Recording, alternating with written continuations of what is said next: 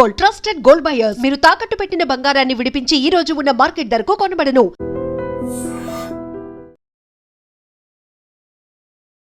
నమస్తే, నేను Kavitha. Welcome to I Dream News and నిజాలు. కాక్రోచ్ జనతా పార్టీ చేసినటువంటి పోరాటంతో కేంద్ర మంత్రి ధర్మేంద్ర ప్రధాన్ రాజీనామా చేశారు. ఆ తర్వాత సెలబ్రేషన్స్ అనేది సిజేపీ దేశవ్యాప్తంగా చేసుకుంది. అక్కడే కేంద్ర ప్రభుత్వం కూడా హై పవర్డ్ కమిటీని ఏర్పాటు చేసింది. గతంలో ఇన్ఫోసిస్ లో వర్క్ చేసి ఆ తర్వాత దేశవ్యాప్తంగా ఆధార్కి సంబంధించి చాలా కీలకంగా వ్యవహరించినటువంటి నందన్ నీలేకరి ఆధ్వర్యంలో ఇప్పుడు హై పవర్డ్ కమిటీ వ్యవహరించబోతోంది. ఫాస్ట్ ట్రాక్ కోర్టులు, ఆ తర్వాత హై పవర్డ్ కమిటీ, దీంతోనే సరిపోతుందా? నెక్స్ట్ కావాల్సిందేంటి? కేవలం రాజీనామా చేయడం వల్లే సమస్యకు శాశ్వత పరిష్కారం అయితే లభించదు అనే మాట చెప్తున్నప్పటికీ నెక్స్ట్ ఏం చేయాలి? సిజేపీ విజయం సాధించింది అనుకున్నప్పుడు కేంద్ర ప్రభుత్వం ఓడిపోయిందా, తలొగ్గిందా? ఇదే రాజీనామా ముందెందుకు చేయలేకపోయారు? మనతో పాటుగా ఉన్నారు సీనియర్ జర్నలిస్ట్ సురేష్ కొచ్చతిల్ గారు. సార్ నమస్తే. సో సిజేపీ అయితే ఒక విజయాన్ని సాధించింది, సెలబ్రేషన్స్ అనేవి ఉన్నాయి. బట్ అక్కడే కేంద్ర ప్రభుత్వం కూడా చెప్తుంది, విదేశాల్లో ఇదే కనుక పరిస్థితి వస్తే వాళ్ళని షూట్ చేసేవాళ్ళు, షూటెడ్ సైట్ ఆర్డర్స్ ఉండేవి అనేది. మేము చాలా ఫ్రీ హ్యాండ్ ఇచ్చాము, వాళ్ళకి కావాల్సినటువంటి పర్మిషన్స్ ఇచ్చాము, ఇవన్నీ చేశాము అనే మాట చెప్తుంది. బట్ రాజీనామాకి సంబంధించి ఎందుకని ఇమ్మీడియట్ గా రెస్పాండ్ అవ్వలేదు కేంద్రం? దానికి కారణాలు ఉన్నాయి. ఇన్ఫ్యాక్ట్ మనం న్యూస్ చూస్తే ఇవాళ గిరిరాజ్ సింగ్ చెప్పారు, union minister, that Dharmendra Pradhan already రాజీనామా చేయడానికి రెడీగా ఉన్నారు. అండ్ ఇప్పుడు లేటెస్ట్ డిమాండ్ ఏంటంటే సిజిపిది రాజీనామా చేసిన ధర్మేంద్ర ప్రధాన్ ఓబీసీ, కానీ తీసుకొచ్చిన ప్రహ్లాద్ జోషి ఏమో బ్రాహ్మిన్. ఎందుకు తీసుకొచ్చారు బ్రాహ్మిన్ని? మీరు ఒక ఎడ్యుకేషన్ వాళ్ళకి ఇప్పుడు తెలిసిపోయింది, ధర్మేంద్ర ప్రధాన్ బాగుంటే ఆయనే తీసుకురమ్మంటారు ఇప్పుడు కావాలంటే. ఎనీవే, ధర్మేంద్ర ప్రధాన్ రాజీనామాతోని మనం కంపారిజన్ కర్ణాటకలో చూడాలి. మధు బంగారప్ప ఎడ్యుకేషన్ మినిస్టర్, అక్కడ లీక్ అయింది, 4 పేపర్ లీక్ అయింది. లీక్ అయినప్పుడు నిన్న డీకే శివకుమార్ స్టేట్మెంట్ ఏమి ఇచ్చారంటే, మంత్రి గారు ఎందుకు రాజీనామా చేయాలి? పేపర్ లీక్ అయితే అది ఇండివిజువల్ ఒఫీషియల్స్ వాళ్ళ మీద చర్యలు ఉండాలి.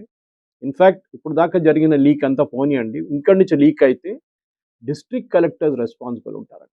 ఆలోచించండి. ఒక సైడు ఇదే కాంగ్రెస్ పార్టీ ధర్మేంద్ర ప్రధాన్ రాజీనామా చేయాలి చెప్పి ధర్నా చేశారు, అది చేశారు, ఇది చేశారు ప్రధానమంత్రి ఇంటి ముందు. ఇప్పుడు వాళ్ళే అంటున్నారు, కాదు మంత్రి ఎందుకు రాజీనామా చేయాలి, చేయాల్సింది ఒఫీషియల్స్ మీద చర్యలు ఉండాలి. ఎనివే ధర్మేంద్ర ప్రధాన్ రాజీనామా చేశారు. ఆయన రేపు ఐ వోంట్ బి సర్ప్రైజ్ ఆయన, ఎందుకంటే ఈజ్ అ మాస్టర్ స్ట్రాటజిస్ట్. పోల్స్లో మీకు తెలిసింది, హర్యానాలో గెలుపు, మహారాష్ట్రలో గెలుపు, ఛత్తీస్గఢ్లో గెలుపు, West Bengal and of course Bihar, ఈ రాజ్యాలన్నీ, అండ్ ఒడిశా హిస్ హోమ్ స్టేట్. ఇక్కడ అన్ని ఎలక్షన్ స్ట్రాటజీలో ఒక ముగ్గురు ఉన్న అమిత్ షా, ధర్మేంద్ర ప్రధాన్ అండ్ భూపేంద్ర యాదవ్, వీళ్ళు ముగ్గురు ఒక ట్రయాంగులర్ ఫోర్స్ అనమాట బీజేపీలో. సో బహుశా రాబోయే ఉత్తరప్రదేశ్ ఎలక్షన్లో ధర్మేంద్ర ప్రధాన్ని కీలకంగా ఒక పొజిషన్ ఇస్తారు.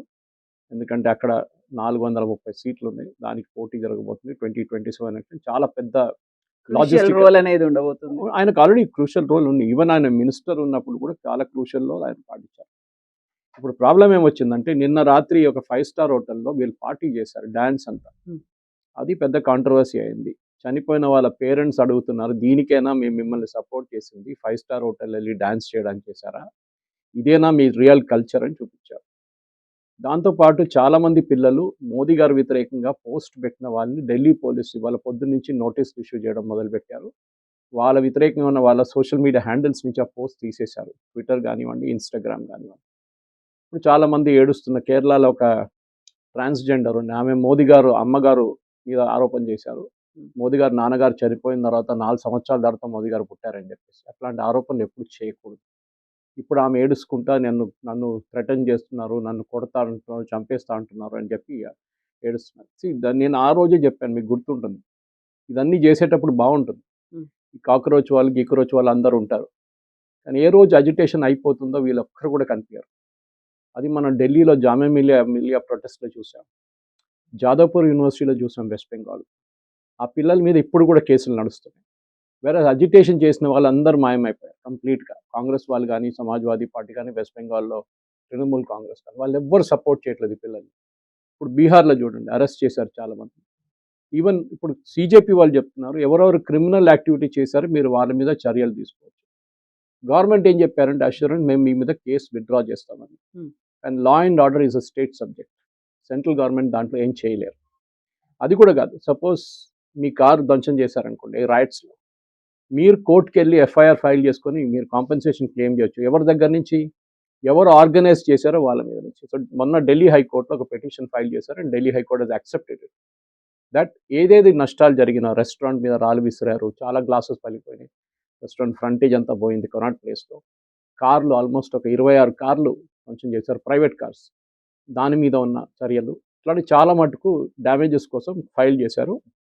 ఇప్పుడు అభిజిత్ అంటున్నారు, సౌరవ్ అంటున్నారు మేము ఆర్గనైజ్ చేయలేదు ఇది, మేము ఓన్లీ ఫెసిలిటేట్ చేసాం, ఆర్గనైజ్ చేసిన వాళ్ళు చాలామంది ఉన్నారు.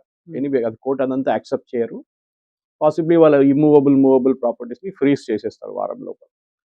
ఇది చాలా మటుకు ఇంపార్టెంట్. మీకు విక్టరీ అన్నారు కానీ నిన్నటి నుంచి ఒక్కరు కనిపించట్లేదు. అభిజిత్ అంటే దీప్కే మేము రెస్ట్ తీసుకుంటాము, ఇప్పటిదాకా మేము సాధించాము, 2 నెలలుగా ఫ్యామిలీలకి దూరంగా ఉన్నాం కాబట్టి ఇప్పుడు మేము పడుకుంటాము, ఫ్యామిలీతో కాస్త గడుపుతాము, మిగతా విషయాలకి టైం ఉంది అనే మాట. 5 స్టార్ హోటల్లో డాన్స్ చేయడం ఫ్యామిలీతో టైం గడపడం. ఎనీవే పంజాబ్ మినిస్టర్ గురించి రాజీనామా అడిగితే అభిజిత్ దీప్కే అంటున్నారు, my opposition is towards Modi, నేను వ్యతిరేకించేది మోదీని, సో తర్వాత చూద్దాం ఇదంతా అంటున్నా. సో వాళ్ళ గేమ్ బయటికి పడ్డది ఈజీగా, ఎందుకంటే 2 రోజులు అయిపోయింది ఇదంతా గేమ్ అంతా. ఇప్పుడు వాళ్ళు కర్ణాటకలో మధు బంగారప్ప ఎవరని చెప్పి ఆనంద రంగనాథన్ గారి పేరుతో చెప్పేదాకా ఆమ్ ఆద్మీ పార్టీ వాళ్ళకి అక్కడ ఉన్న ఎడ్యుకేషన్ మినిస్టర్ పేరే తెలియదు. ఆలోచించండి. అంటే ఆమ్ ఆద్మీ పార్టీ ఎందుకంటే is officially said yesterday Abhijit Dipke that I'm an Aam Aadmi party man, నేను అరవింద్ కేజ్రీవాల్ గారితోనే ఉంటాను ఎప్పుడు, నాకు పార్టీ నుంచి ఇప్పుడు దాకా నేను రాజీనామా చేయలేదని చెప్పి చాలా క్లియర్గా చెప్పారు. ఎనీవే ఇప్పుడు మీరు చెప్పిన దాని ప్రకారం నందన్ నీలకేని తీసుకొచ్చి మోదీ గారు, మొన్న చూసుంటారు, మోదీ గారు ఒక వీడియో రిలీజ్ చేశారు ఇన్స్టాగ్రామ్లో. రాహుల్ గాంధీ అంటారు నేనే ఇన్ఫ్లుయెన్సర్, దీప్కే అంటారు నేనే ఇన్ఫ్లుయెన్సర్, మా వీడియోలు చూడండి, కాక్రోచ్ జనతా పార్టీ రాగానే 100 million people join the party అని చెప్పారు. మోదీ గారు ఒక వీడియో సెల్ఫీగా తీసుకుని ఒక వీడియో రిలీజ్ చేస్తే 330 మిలియన్ వ్యూస్ వచ్చింది దానికి. అండ్ దాన్ని ఇన్స్టాగ్రామ్ వాళ్ళు when they did the social media audit on that, దాంట్లో 95% ఇండియా నుంచి. ఆలోచించండి. సో కాల్డ్ జెన్జీకి తెలిసిపోయింది ఇప్పుడు ఎవరు యాక్చువల్ సపోర్ట్ ఉందని. దాని తర్వాత ఆయన ఒక కంగ్రాచులేటరీ వీడియో రిలీజ్ చేశారు, దానికి 190 నుంచి ఇవాళ పొద్దున వచ్చేదాకా 210 మిలియన్ వ్యూస్ వచ్చింది. అండ్ ఈ రోజు కూడా ఇంకొక reel. So Modi he's realised one thing, ఆయన ఫార్మల్గా కూర్చొని మన్ కీ బాత్ చేస్తున్నట్లు వీడియో చేయక్కర్లేదు, just put a video on the front and it will go viral. So Nandan Nilekani కమిటీని ఎందుకు అపాయింట్ చేస్తారంటే మోదీ గారికి నందన్ నీలకేని గారికి చాలా మంచి వర్కింగ్ రిలేషన్షిప్. ఇన్ఫ్యాక్ట్ కాంగ్రెస్ హయాంలో తీసుకొచ్చింది ఆధార్ తీసుకొచ్చారు, కానీ దానికి లీగల్ శాంక్టిటీ లేకుండా, దానికోసం సుప్రీంకోర్టులో స్టే కూడా చేశారు దాన్ని. అంటే పార్లమెంట్లో బిల్ పాస్ చేయకుండా ఒక ఫైనాన్స్ డాక్యుమెంట్ అని చెప్పొచ్చు మీరు, దాన్ని లీగల్ చేసేసారు చిదంబరం గారు, మిగతా అందరు కలిసి. Manmohan Singh so called economies prime minister ఇంత కూడా తెలియదు that it had be passed in the parliament. తర్వాత మోదీ గవర్నమెంట్ వచ్చిన తర్వాత తెలిసిపోయింది ఇది ప్రాబ్లం ఉంది, సుప్రీంకోర్టులో స్టే అయిపోతుంది, వాళ్ళు లీగల్ శాంక్టిటీ తీసుకోవడానికి లోక్సభలో పాస్ చేశారు. అప్పుడు మోదీ గవర్నమెంట్కి రాజ్యసభలో మెజారిటీ లేదు, వాళ్ళు దాని గురించి లోక్సభలో మనీ బిల్గా ప్రెజెంట్ చేసి ఆధార్ని పాస్ చేశారు. That was again Nandan Nilekani's master stroke. దాన్ని వీళ్ళు మళ్ళీ సుప్రీంకోర్టుకి వెళ్ళారు కాంగ్రెస్ వాళ్ళు, సేయింగ్ దట్ మనీ బిల్ ఎట్లా అవుతుందని చెప్పి సుప్రీంకోర్టు దాన్ని కూడా కొట్టిపడేశారు. So it became a legal thing. ఈ ఆధార్ బేస్ మీద ఇవాళ మొత్తం దేశంలో ఉన్న ప్రతి డాక్యుమెంటేషన్ నడుస్తుంది. మీకు తెలిసిందే బయోమెట్రిక్ కానీ, మీరు ఒక ప్రధాన్ మంత్రి గ్రామీణ సడక్ యోజన కానీ, మీరు ఇప్పుడు వచ్చిన జీరామ్జీ మన్రేగా ముందు ఇప్పుడు దానికి ఉన్న బయోమెట్రిక్, ఇవాళ తెలంగాణ గవర్నమెంట్ అన్నాం మేము కోటి రేషన్ కార్డులు ఇష్యూ చేయబోతున్నాం, దాని basis again biometric and Aadhaar. So Nilekani had built up ఆ ఇన్ఫ్రాస్ట్రక్చర్ అన్నమాట. దానికి కావాల్సిన యుఐడిఏ చైర్మన్ కూడా ఉన్నారు, ఆయన యాక్టింగ్ చైర్మన్ ఆ టైంలో. సో ఆయనకు ఆ ఎక్స్పీరియన్స్ ఉంది. ఆయనతో పాటు మనకు తెలిసింది ఐఐటి మెడ్రాస్ డైరెక్టర్ కామకోటి గారు, is a Padmashri award. Somnath గారు, Tapan Deka former IB chief, and Anita Karwal former education secretary and logistics expert. పేపర్లు ఇక్కడి నుంచి అక్కడ మూవ్ చేయడంలో ఎట్లా చేయాలని చెప్పి చాలా మంచి ఎక్స్పర్ట్ అండ్ ఒక లాజిస్టిక్స్ ఎక్స్పర్ట్ మనిషి అమిత్ లాల్ మీనా. దీంట్లో డేకా గారి రోల్ చాలా క్రూషియల్. ఈజ్ నౌ ఎన్ అప్పుడు ఆయన ఐబీ చీఫ్ ఉంది. పేపర్ లీక్ అయిన టైంలో అందరు అంటారు ఈ పేపర్ లీక్ అయింది ఇంకెవరో తెలిసింది, ఎవరో విజిల్ బ్లోవర్ చెప్పారు, కాదు, ఐబీ డిటెక్ట్ చేశారు అండ్ ఐబీ గవర్నమెంట్కి ఇన్ఫార్మ్ చేశారు that this paper has been leaked. అప్పుడే దాన్ని ఎగ్జామ్ క్యాన్సిల్ చేయలేకపోయారు, ఎందుకంటే that day morning itself the exam went through. Exam cancel చేస్తే పిల్లలంతా ట్రావెల్ చేస్తున్నారు చాలామంది సిటీస్కి, సో క్యాన్సిల్ చేయకుండా ఎగ్జామ్ నడిపించారు. క్యాన్సిల్ చేస్తే ఇంకా పెద్ద గొడవ అవుతుండే. సో డేకా గారిని కూడా తీసుకున్నారు, ఎందుకంటే ఐబీ ఇన్పుట్ ఉండబోతుంది దీంట్లో చాలా మటుకు. ఇప్పుడు న్యాచురల్లీ 2027కి రాధాకృష్ణన్ కమిషన్ ఇచ్చిన రికమెండేషన్ ఆల్రెడీ వీళ్ళ దగ్గర ఉంది. That is basically computer based test చేయబోతున్నారు. అది 2026లోనే చేయాలండే, కానీ గవర్నమెంట్ అన్నారు దానికి కావాల్సిన ఇన్ఫ్రాస్ట్రక్చర్ మన దగ్గర లేదు, టెస్టింగ్ సెంటర్స్ లేదు. దాంతోపాటు ఎన్టీఏలో పనిచేసి 47 మందిని పంపించేశారు. They are temporary staff on contract. దాంట్లో 95% మంది కాంట్రాక్ట్లు ఉంటారు. కొత్త స్టాఫ్ని తీసుకుంటున్నారు ఇప్పుడు. Mostly they are taking the youngsters, IT bent of mind ఉన్న వాళ్ళని తీసుకోబోతున్నారు. సో 2027 నుంచి it will become CBT.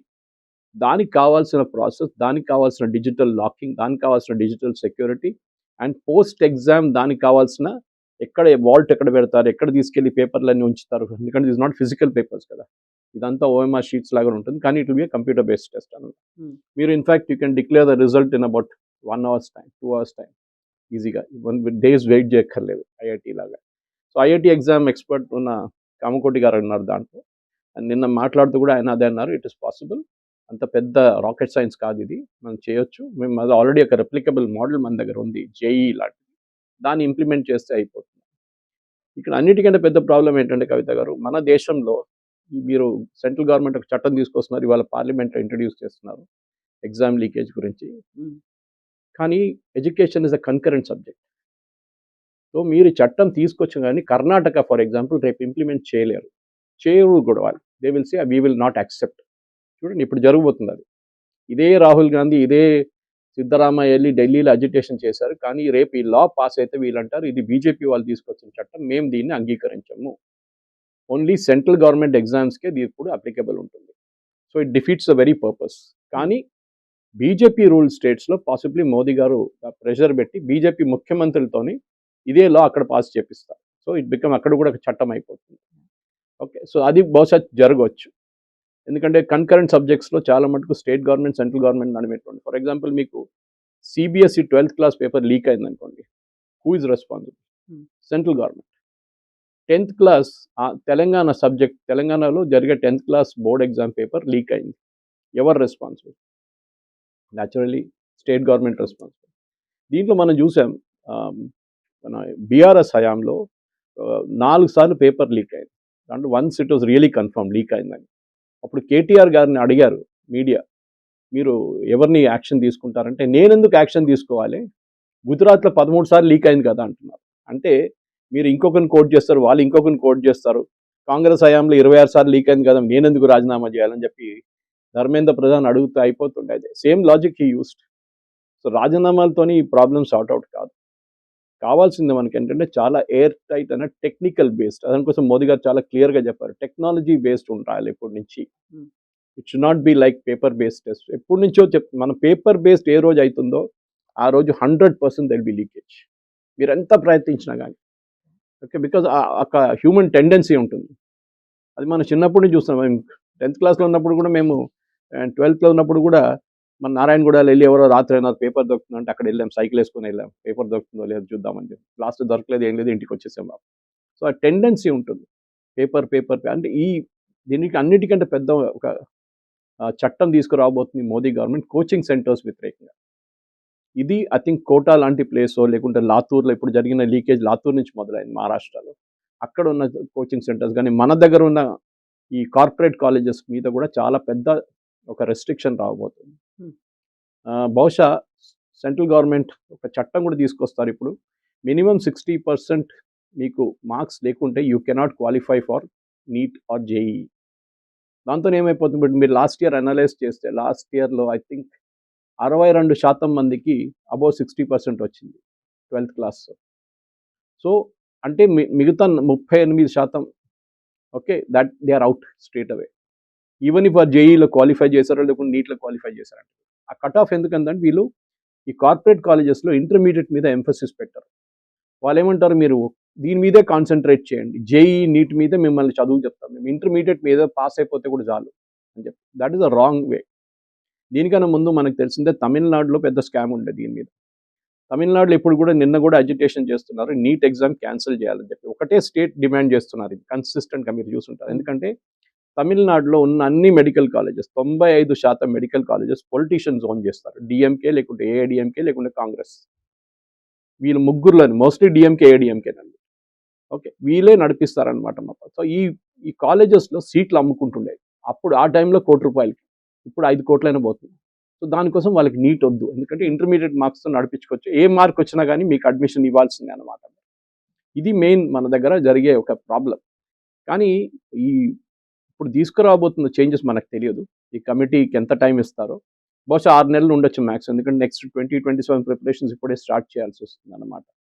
Yes, మార్పులు చాలా రావాలి, కానీ again my main doubt is state governments ఏం చేస్తారో.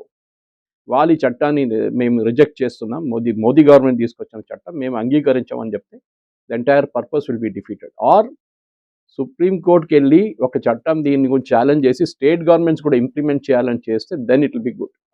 సార్, ఇప్పుడు ఇదే పని కేంద్ర ప్రభుత్వం ముందే ఎందుకు చేయలేకపోయింది? ఎప్పుడైతే నీట్‌లో పేపర్ లీక్ అనేది జరిగింది, అక్కడ ప్రాపర్‌గా జరగలేదు, బోలెడంత ఆరోపణలొచ్చాయి, ఆ తర్వాత ఆత్మహత్యలు ఇవన్నీ అయ్యాయి. అప్పుడే రెస్పాండ్ అవ్వాల్సి ఉండే కదా! అప్పుడు కనీసం రాజీనామా చేయకపోయినప్పటికి కూడా ఈ హై పవర్డ్ కమిటీయో, ఎక్కడైతే లోపాలు జరుగుతున్నాయో, అవకతవకలున్నాయి, మొత్తం అంతా సిస్టమ్‌ని సెట్ చేయాలి అనుకున్న పని అప్పుడెందుకు చేయలేదు? ఇప్పుడు సీజేపీ 2 నెలలుగా ఆందోళన చేసిన తర్వాత నైతికంగా మేము విజయం సాధించాము, కేంద్ర ప్రభుత్వం ఇప్పుడు ఒక అనివార్యమైనటువంటి పరిస్థితి వచ్చింది కాబట్టి రెస్పాండ్ అయింది. ఒక ఫాస్ట్ ట్రాక్ కోర్టుని ఏర్పాటు చేసింది. హై పవర్డ్ కమిటీని ఏర్పాటు చేసింది. ఈ పని ముందు చేయొచ్చు కదా! 2024లో నీట్ పేపర్ లీక్ అయింది, మనకందరూ తెలిసిందే. అప్పుడు ఎవరు సూసైడ్ చేయలేదు. సూసైడ్ అన్నిటికంటే ఎక్కువ జరుగుతుంది కోటా, రాజస్థాన్లో, where all the coaching centres are there. Last year I think 37 మంది పిల్లలు సూసైడ్ చేసుకున్నారు, not because of NEET, before NEET and JEE. అక్కడ జేఈ కూడా కోచింగ్ ఉంది మెయిన్గా. సో పిల్లల మీద ఉన్న ప్రెషర్ అది సపరేట్, అది మనం దాని గురించి దీనికన్నా ముందు కూడా మాట్లాడాం. Parents are responsible for it. Okay, unrealised dreams. మీకు 21 లక్షల మంది పిల్లలు నీట్ ఎగ్జామ్ రాస్తున్నారు, సీట్లు 1,32,000. చెప్పండి, ఇప్పుడు దాంట్లో క్వాలిఫై అయింది ఈసారి 11 లక్షల మంది క్వాలిఫై అయ్యారు. అంటే 21 lakhs నుంచి 11 lakh కట్ ఆఫ్ మార్క్ దగ్గర వచ్చారు, 600 ప్లస్ మార్క్స్ దగ్గర. కానీ ఈ 11 లక్షల మందికి సీట్లు వస్తుందా? అది కూడా రాదు. నిన్న ఒక వీడియో ఐఐటి ఖరగ్పూర్ నుంచి ఒక స్టూడెంట్ ఒక వీడియో రిలీజ్ చేశారు. ఆయనకి ఫస్ట్ టైం ఆయన రాసినప్పుడు 542 ర్యాంక్ వచ్చినాయి and he could not get a seat. Okay, కానీ 542లో రిజర్వ్డ్ కేటగిరీలో వచ్చిన స్టూడెంట్కి సీట్ వచ్చింది. So he was upset. కానీ ఆయన చెప్పారు, నేను మళ్ళీ నా బుక్స్కి వెళ్ళిపోయాను, 1 year నాకు లాస్, అది మళ్ళీ కూర్చొని చదువుకొని 52వ ర్యాంకో 53వ ర్యాంక్ వచ్చింది. ఆయనకు కావాల్సింది ఏరోస్పేస్, కానీ ఐఐటి మద్రాస్. కానీ 53 ర్యాంక్ వచ్చి, అంటే వేలాది మంది రాసిన తర్వాత కూడా 53 ర్యాంక్లో కూడా ఆయనకు అడ్మిషన్ రాలేదు. So he had to go and take admission in IIT Kharagpur, same subject aerospace. So మనం అడుగుతుంది ఏంటంటే, ఇప్పుడు ఒక పెద్ద డిమాండ్ ఏమొస్తుందంటే మెరిట్ కావాలన్నా ఇది, or you should have non merit based things. ఎందుకంటే కట్ ఆఫ్ మీరు చాలా కిందకి తీసుకొస్తే స్టాండర్డ్ కూడా పడిపోతుంది automatically. Anyway that's a matter of debate, separate debate. ఎందుకంటే ఈ రిజర్వేషన్ పాలసీ కానీ అంబేద్కర్ గారు 10 సంవత్సరాలు అని చెప్పారు, కానీ ఆ 10 సంవత్సరాలు పెంచుకుంటూ we're at 75+. We still haven't sorted out the issue. Economically based weaker సెక్షన్స్కి రిజర్వేషన్ తీసుకొచ్చాం, అక్కడ కూడా చాలా మటుకు మ్యానిపులేషన్ నడుస్తుంది. There was a case in Supreme Court last year. ఒక అబ్బాయి వెళ్ళి పర్సనలీ ఆర్గ్యూ చేసి సీట్ తీసుకొచ్చేసాడు, personally in Supreme Court. That is there in the గూగుల్లో ఉంటుంది, సెర్చ్ చేసి. ఇప్పుడు జరగబోయేది, మీరు అడిగిన ప్రశ్నకి ఇది ఎందుకు ముందు చేయలేదంటే చాలా మటుకు దానికి కారణాలు ఉన్నాయి. ధర్మేంద్ర ప్రధాన్ ఇది ఇంప్లిమెంట్ చేశారు, కానీ ఆయన ఇంప్లిమెంట్ చేసిన దాన్ని సిబిటి మోడ్లో తీసుకురావడానికి చాలామంది వ్యతిరేకించారు, especially coaching institutes. And coaching institute influence అంతా స్టేట్ గవర్నమెంట్ మీద ఉంటుంది. మేము దీన్ని we will not accept this computer based test. ఎందుకంటే కంప్యూటర్ బేస్డ్ టెస్ట్ కానీ first level of leakage is out, paper based leakage. చట్టాలు స్టేట్ గవర్నమెంట్ ఇంప్లిమెంట్ చేయనియరు. ఇప్పుడు కూడా నేను చెప్తున్నాను, అది మోదీ గవర్నమెంట్ ఎంత ప్రయత్నం, లక్కీలీ బీజేపీ దగ్గర ఆల్మోస్ట్ 28 స్టేట్, ఐ థింక్ 23, 24లో directly they are ruling. So they can get it done, not an issue, పెద్ద ఇష్యూ కాదు అది. ఓన్లీ తమిళనాడు, కర్ణాటక అండ్ బహుశా హిమాచల్, ఒక చిన్న స్టేట్, అది అంత పెద్ద ఇష్యూ లేదు అక్కడ. కానీ కేరళ, ఈ 4 స్టేట్లోనే ఈ ప్రాబ్లం రాబోతుంది. వీళ్ళు ఇంప్లిమెంట్ చేయకపోతే then they will depend on the local laws అన్నమాట. కానీ పిల్లలకి మనం కావాల్సింది, కవిత గారు, మనకు తెలిసిందే, పిల్లలు మన దేశంలో ఇప్పుడు ఎగ్జాంపుల్ ఇచ్చాను, ఐఐటి కూడా అంతే, 17 లక్షల మంది రాస్తారు, seats are very less. I am 1% success, 1 to 2%. అప్పుడు ఎప్పుడు ఉంటుంది ఈ ప్రెషర్? ఎందుకంటే కాలేజెస్ అండ్ స్కూల్స్ వాళ్ళ కోచింగ్లో, వాళ్ళ మెథడాలజీలో వాళ్ళు చదువు చెప్పట్లేదు. దానికోసం ఈ సో కాల్డ్ కార్పొరేట్ కాలేజెస్ వచ్చారు, వాళ్ళు దాని మీదే కాన్సన్ట్రేట్ చేస్తున్నారు. జేఈ వాళ్ళ దగ్గర కూడా success rate is only about 5%. కానీ వాళ్ళు ఫుల్ పేజ్ యాడ్లు వేసుకుంటారు, కోట్లు సంపాదిస్తారు. Last year somebody was telling me Rajasthan కోటాలో కోచింగ్ బిజినెస్లోని 24,000 కోట్లు సంపాదించారు.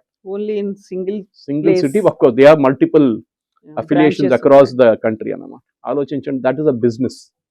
సడన్ గా మోదీ గారు బిజినెస్ ఆపేస్తే then what will happen? For example ఈ కమిటీ రికమెండ్ చేస్తారు కోచింగ్ సెంటర్స్ మీద they should be centre wise result publication. Hmm. Kota నుంచి ఎంతమంది క్వాలిఫై అయ్యారు, లాతూర్ నుంచి ఎంతమంది క్వాలిఫై అయ్యారు, హైదరాబాద్ నుంచి ఎంతమంది క్వాలిఫై అయ్యారు, సిద్దిపేట నుంచి ఎంతమంది qualify, you will suddenly see a huge difference. అంటే ఈ కోచింగ్ సెంటర్ మాఫియా ఎక్కడ ఉంది? ఎందుకంటే ఈ కేసులో కూడా మనం చూసాం, ఈ లీక్ చేసిన వాళ్ళు డైరెక్ట్ అమ్మింది ఫస్ట్ ఇండివిజువల్స్ కాదు, they sold it to coaching centres. Coaching centre హెడ్స్కి అమ్మారు, కాలేజెస్కి, వాళ్ళు దాన్ని డిస్ట్రిబ్యూట్ చేసుకున్నారు వాళ్ళకి. ఎందుకంటే వాళ్ళకి ర్యాంక్స్ కావాలి, ఫుల్ పేజ్ యాడ్లు వేయాలి కదా వాళ్ళకి, అప్పుడు కదా నెక్స్ట్ ఇయర్ వచ్చాయి వాళ్ళకి అడ్మిషన్, మళ్ళీ కోట్లు అక్కడి నుంచి వస్తాయి. సో ఆ మాఫియాని కట్ ఆఫ్ చేస్తే బహుశా Nandan Nilekani is very tough with such things. ఆయన చేయాల్సింది ఈ కోచింగ్ మాఫియాని మీరు ముందుకు లోపు. సొల్యూషన్ ఏంటి దానికి? పిల్లలు మళ్ళీ ఎగ్జామ్ రాయాల్సిందే కదా. అంటే కాలేజెస్ వాళ్ళ కోచింగ్ ఇంప్రూవ్ చేయాల్సి వస్తుంది. ఎందుకంటే మన దగ్గర పుట్టంగానే పిల్లలు అమ్మాయినో అబ్బాయినో నీట్లో జేఈ పంపి డిసైడ్ చేసుకుంటారు కేజీ క్లాస్ నుంచి. అది ప్రాబ్లం మన దగ్గర, ఎస్పెషల్లీ తెలుగు స్పీకింగ్ స్టేట్స్లో. If you go to Kerala, మా దగ్గర నర్సింగ్కి ఎక్కువ డిమాండ్ ఉంది. ఓకే, మీరు you will always think why nursing. మన దగ్గర ఇక్కడ హైదరాబాద్లో ఎంతోమంది కేరళ నుంచి వచ్చే అమ్మాయిలు ఇక్కడ నేర్చుకుంటున్నారు, నర్సింగ్ నేర్చుకుంటున్నారు. అది వాళ్ళ ప్రయారిటీస్ ఉంటుంది సపరేట్. ఇక్కడేమో ఇంజనీరింగ్ చేసి యూఎస్కి వెళ్ళాలి. ఈ ఉన్న దానికి మార్పులు మోదీ గవర్నమెంట్ తీసుకొస్తున్నాయి చూడండి, దాన్ని ఇంప్లిమెంట్ చేయాలంటే చాలా మటుకు ఒకటి టెక్నాలజీ బేస్డ్ సొల్యూషన్స్ కావాల్సి వస్తుంది. మీరు ఫర్ ఎగ్జాంపుల్ మణిపూర్లో, మిజోరాంలో మీరు ఎగ్జామ్ ఎట్లా కండక్ట్ చేస్తారు? What is the sanctity for the exam? ఎవరు ఓవర్సీ చేస్తున్నారు ఎగ్జామ్ని? మీరు సీసీటీవీ పెడతారు, ఇంపర్సనేషన్ జరుగుతుందా? మీరు దుబాయ్లో సెంటర్ పెట్టారు, ఎవరు కంట్రోల్ చేస్తున్నారు దాన్ని? ఇది వన్ సెంటర్ కాదు కదా, ఒకటే ప్లేస్లో ఒక 50,000 మంది కూర్చొని ఎగ్జామ్ రాస్తుంటే మీరు సూపర్వైజ్ చేయొచ్చు. ఎక్కడో దీన్ని మ్యానిపులేషన్ చేసి వెనక నుంచి టీచరో ఎవరైనా ఆన్సర్ చెప్పుకుంటూ పోతే then the entire system is compromised. Last year I think చాలా మందిని ఇంపర్సనేషన్లో పట్టుకున్నారు. బీహార్లో మొన్న జరిగిన ఒక స్టేట్ గవర్నమెంట్ ఎగ్జామ్లో 11 మందిని పట్టుకున్నారు ఏఐ బేస్డ్ టూల్స్ యూస్ చేసి.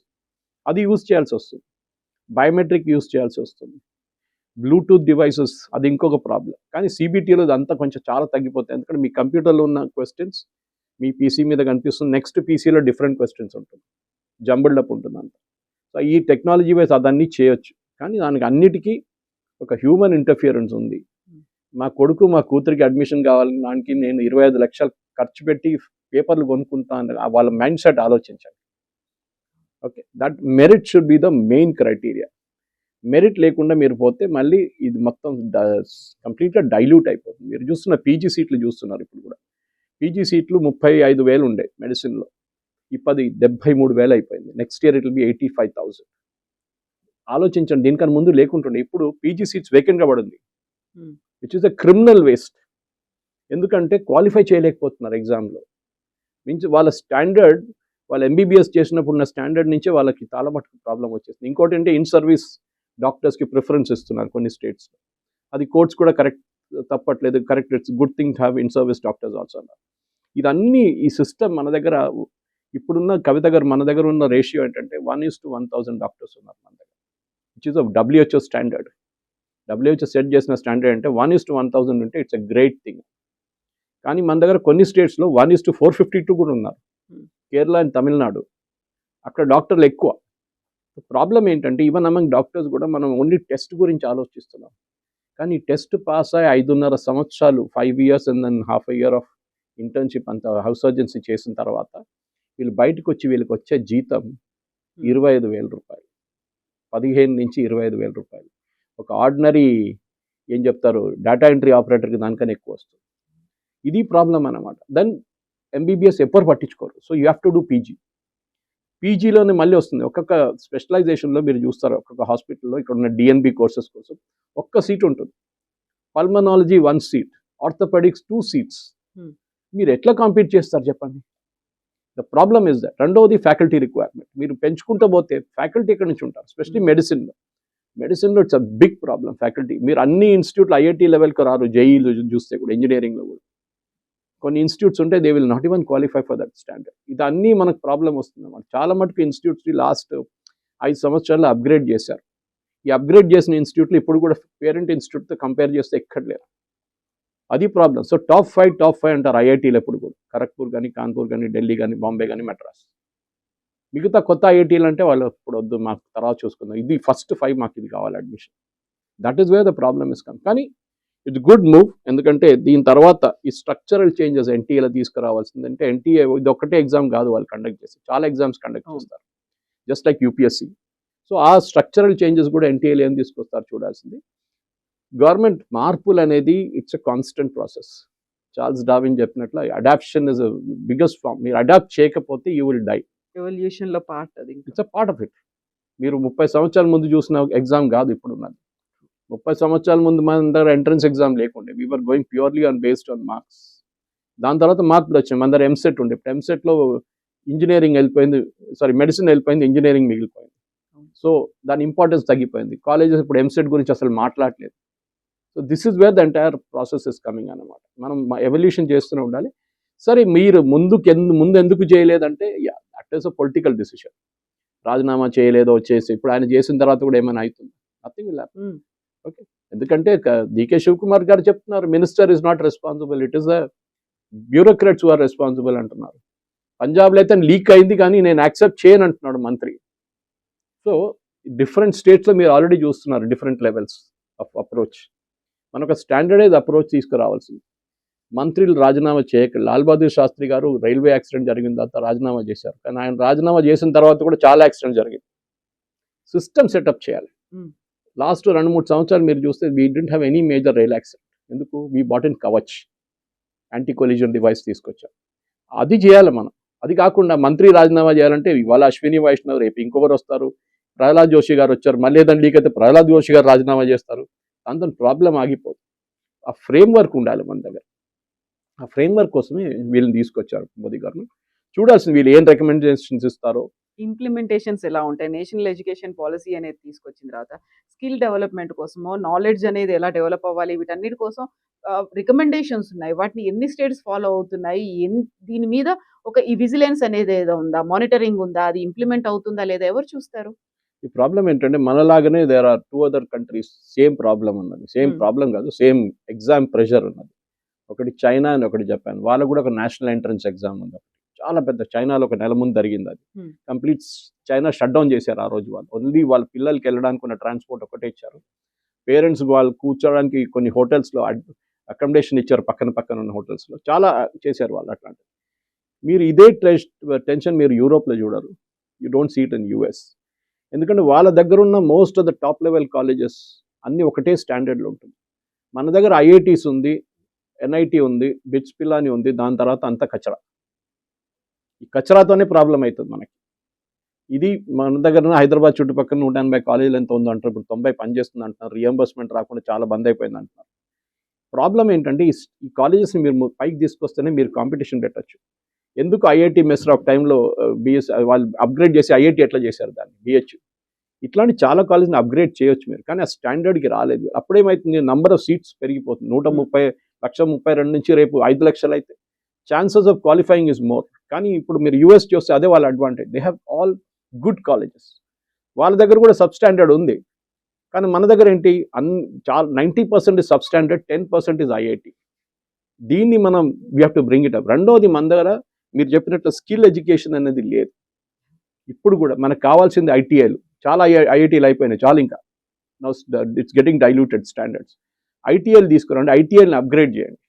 That is very important. Technical education, ఎందుకంటే మన అందరికీ మన ప్రాబ్లం ఏంటంటే, ఒక ఎలక్ట్రీషియన్ కావాలంటే ఎలక్ట్రీషియన్ పని నేను చేయను, నాకు ల్యాప్టాప్ కావాలి, నాకు చిన్న చూపు తక్కువ ఉంటుంది. నేను నా పెళ్లి అయినప్పుడు రేపు ఏం చెప్పుకుంటే ఎలక్ట్రీషియన్ చెప్తే నాకు అమ్మాయి ఇవ్వరు నాకు. ఇది వాళ్ళ లాజిక్ అన్నమాట.